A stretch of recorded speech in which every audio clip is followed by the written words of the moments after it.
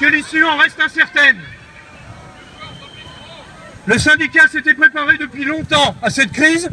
Nous avions établi la cartographie des acteurs, trouvé les contacts, et nous sommes entourés des compétences indispensables à la gestion de cette crise de santé et au développement de stratégies d'influence.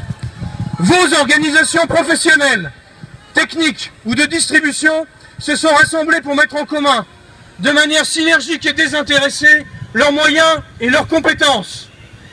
Les parlementaires vétérinaires, l'Académie et bien d'autres ont apporté leur contribution et leur réseau à cette union sacrée, mais aussi la mobilisation des éleveurs, des propriétaires d'animaux de compagnie. Cette mobilisation sans précédent, elle relève de la renaissance du sentiment qu'il existe un destin commun à tous. Tous les vétérinaires, en dépit de leur diversité, de leur individualisme,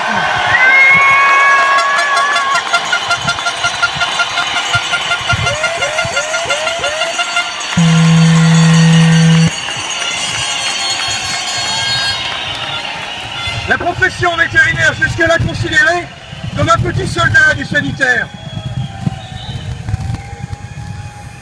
a aujourd'hui retrouvé un vrai coefficient auprès des décideurs politiques et de leurs conseillers. Elle rejoint à égalité les professions de santé. Oui.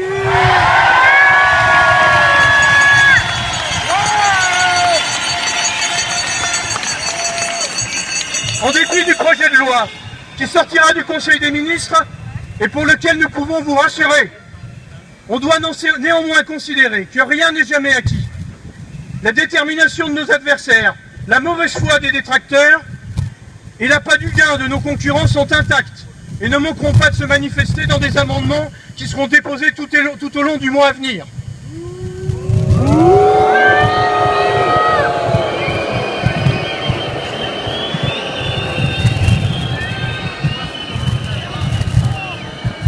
Nous venons d'obtenir l'assurance que l'alinéa 7 de l'article 20 sera retiré.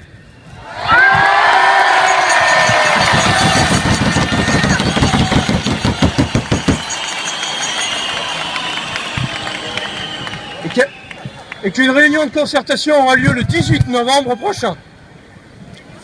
Les vétérinaires que cette réforme avortée avait tenté de désigner comme des facteurs d'antibiorésistance et des coupables peuvent être fiers. Ils sont rétablis dans le camp des justes et ont refusé d'être parqués dans le camp des perdants.